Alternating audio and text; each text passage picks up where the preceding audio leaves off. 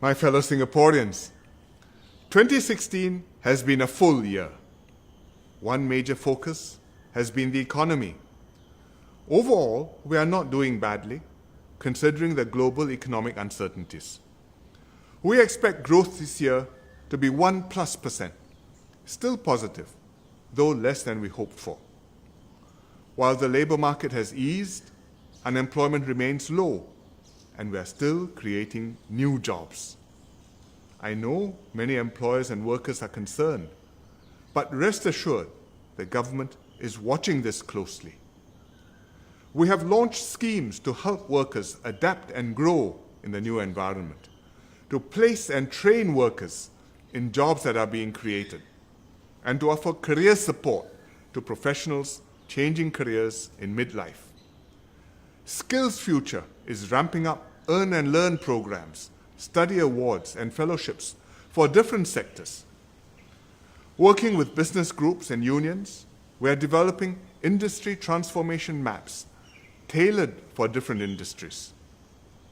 The Committee on the Future Economy is working on longer-term strategies for growth and will publish its recommendations in a few weeks' time. Another major focus has been strengthening ties with major partners to create opportunities for Singapore companies and Singaporeans. Prospects for the TPP, the Trans-Pacific Partnership, have dimmed, but we continue to pursue other avenues of economic cooperation, including the RCEP, the Regional Comprehensive Economic Partnership.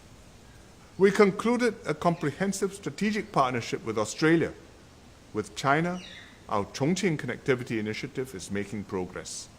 I held a retreat with President Joko Widodo of Indonesia in Semarang, where a Singapore company is developing Kendal Industrial Park. Most recently, we signed with Malaysia the bilateral agreement for the high-speed rail. At the same time, we are making Singapore a city for all ages.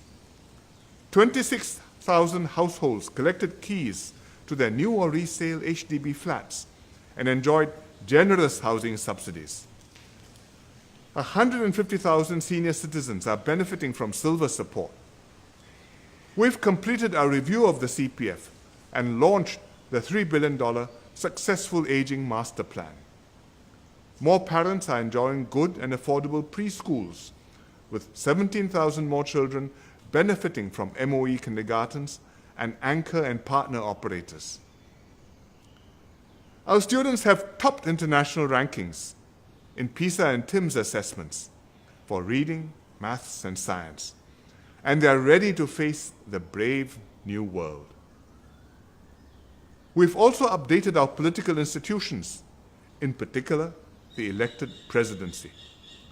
We now have a constitutional safeguard to ensure that we regularly elect presidents from the different ethnic groups. The next presidential election will be reserved for Malay candidates. I look forward to Singapore again having a Malay head of state since Yusof Ishak, our first president. Singapore is making good progress, but the world around us is in flux.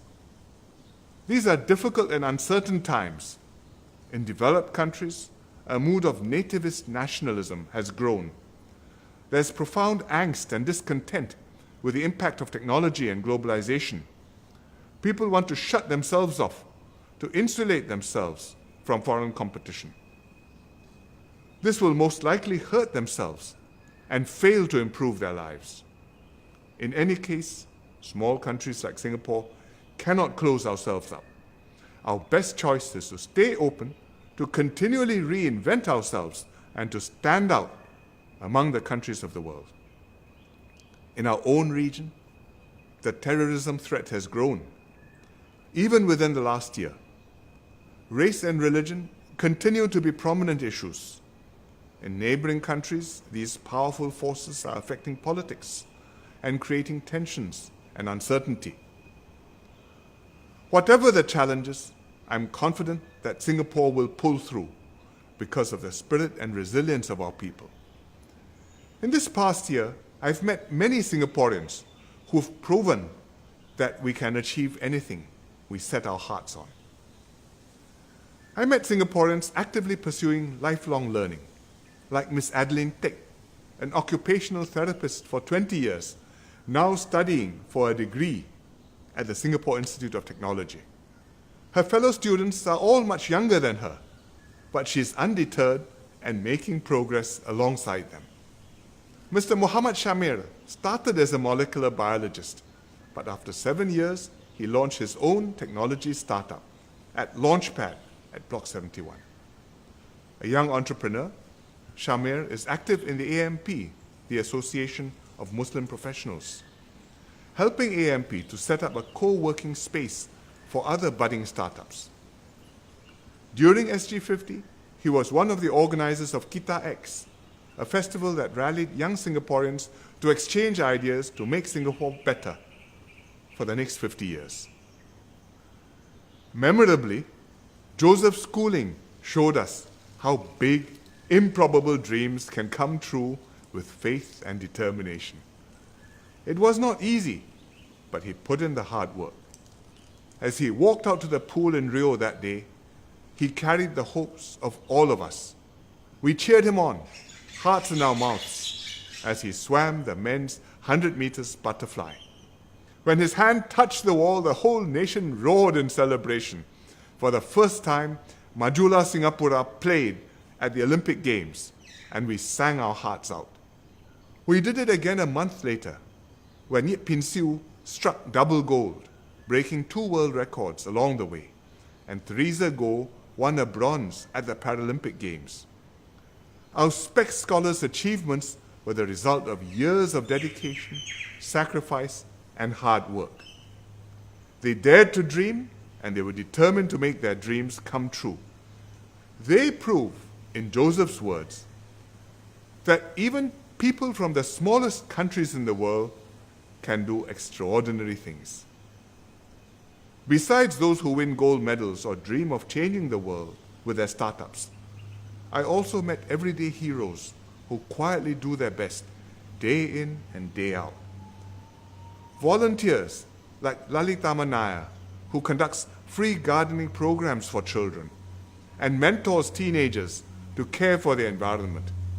Pioneer generation ambassadors like Ko Ting Biao, Satyabama Karunakaran, and Aziza, who not only go door to door to explain the government schemes to senior citizens, but go out of their way to befriend them, personally bringing them to clinics for checkups, selflessly offering help and support.